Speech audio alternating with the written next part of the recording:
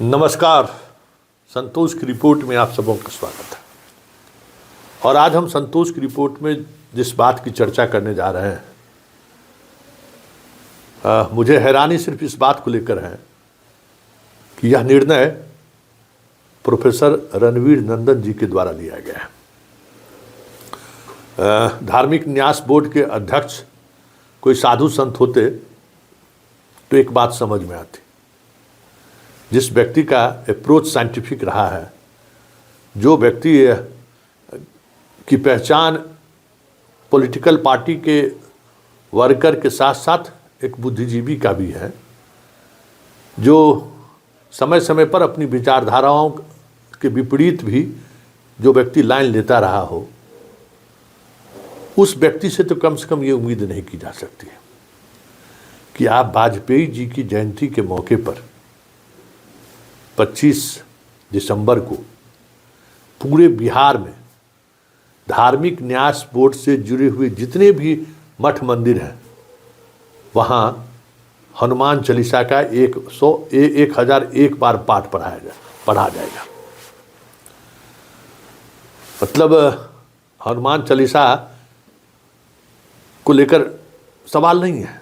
सवाल यह है कि जिस व्यक्ति का जन्मदिन है, उस व्यक्ति के जन्मदिन के अवसर पर अगर पूरे मठ और मंदिर में उनके कृतियों पर, उनके काव्य पाठ पर, उनके योगदान पर अगर चर्चा होती तो एक बात समझ में आती।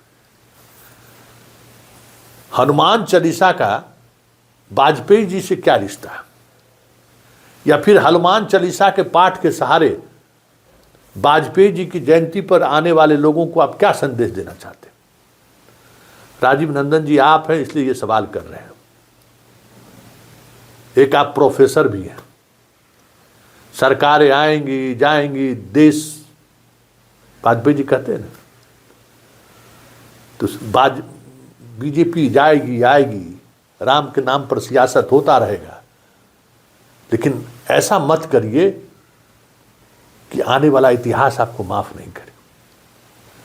अरे वाजपेयी जी का कम से कम ठीक है, मोदी जी की ही बातों को आगे बढ़ाइए, लेकिन कम से कम जिसकी जयंती है उनकी बातों को भी तो याद करिए। आप तो मोदी एरा के नेता तो नहीं हैं, आप तो वाजपेयी एरा के नेता हैं। अलग बात है कि आपको राजनीतिक तौर पर वो महत्व नहीं मिला। सुशील मोदी जी से रिश्ता जो भी रहा हो, उस रिश्ते की वजह से आप दल भी बदले, लेकिन एक बात तो है ना, सुशील मोदी से अगर आपका टकराव नहीं होता तो नीतीश कुमार आज भी जो आपके यहाँ जाते हैं, उसी वजह से ना, उसी सियासत का ना ये तोहफा है आपको कि आप भी विधान परिषद जदयू से भी बन गए। तो आप तो दोनों पार्टी के हैं, आप इस पार्टी में आ गए, ठीक है।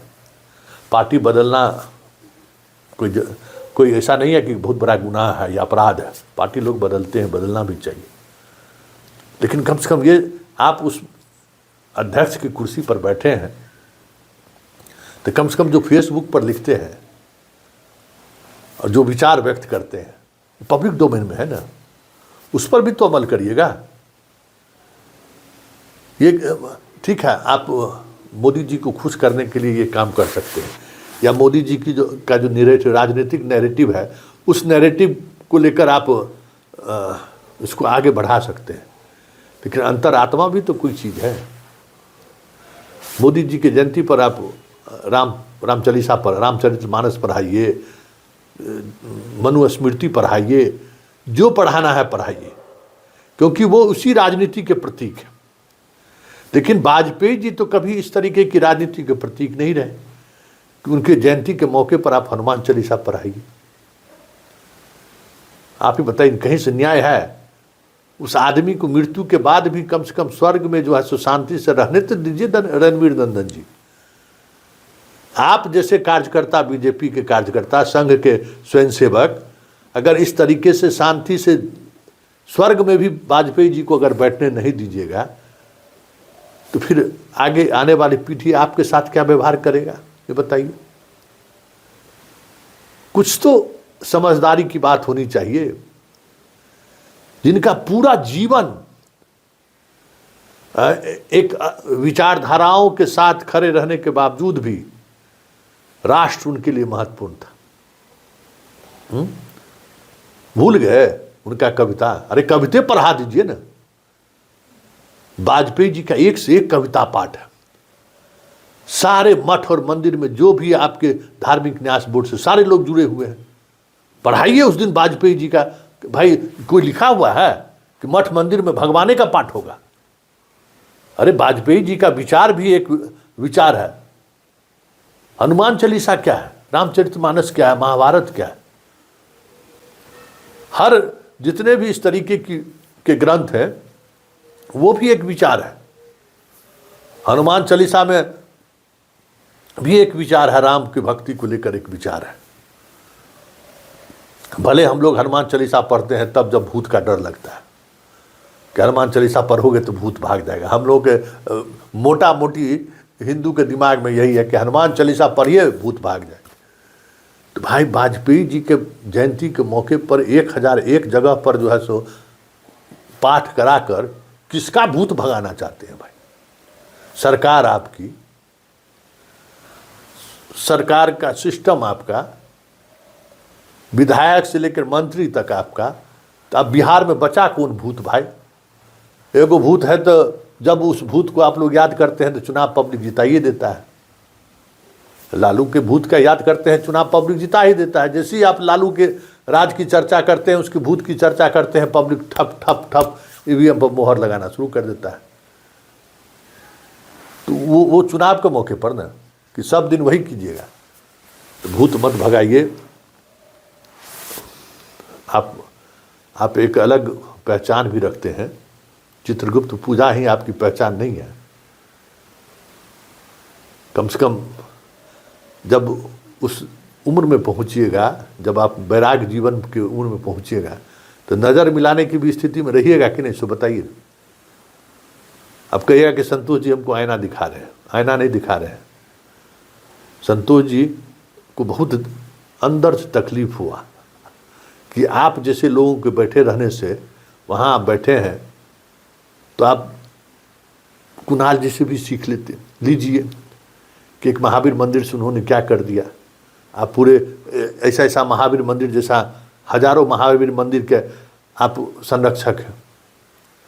आप उसी और कुछ कर दीजिए, कुछ कदम बढ़ाते। एक से एक ट्रस्ट है पूरे देश में। साउथ में जाइए ना, देखिए मंदिर के ट्रस्ट से क्या क्या चल रहा है। एक से एक अस्पताल है, एक से एक कॉलेज है।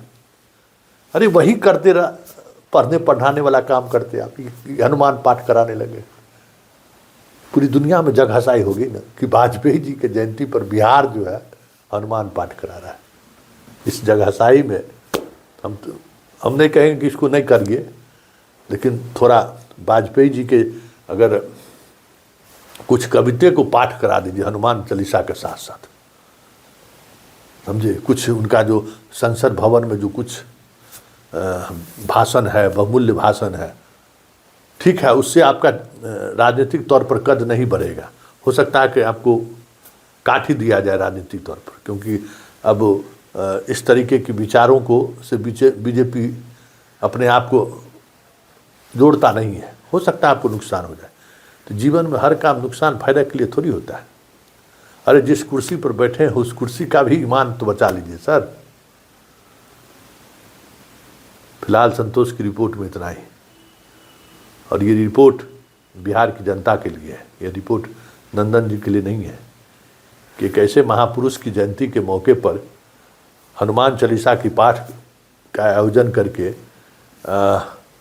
ये तो अपना कह सकते हैं कि नंदन जी जो हैं अपना पॉलिटिकल लेगेसी को आगे बढ़ा रहे हैं। लेकिन कम से कम बिहार को तो इस लेगेसी के साथ मत जोड़िए। बिहार को वाजपेयी जी के उस बहुमूल्य कृत्य से भी तो अवगत कराइए, जिससे बहुत सारी चीज़ें बदलेंगी। बिहार को तो एक नायक की ज़रूरत है भाई। बिहार क्यों बेपटरी है कि बिहार के पास कोई नायक नहीं रहा है, कोई विचार नहीं है, इसलिए ये अराजकता है। तो कुछ विचार आए, हमारे पुरखों की ही बात को सामने लाइए। इससे बेहतर और क्या हो सकता है। चलिए, संतोष की रिपोर्ट में फिलहाल इतना ही। इजाज़त दीजिए, नमस्कार।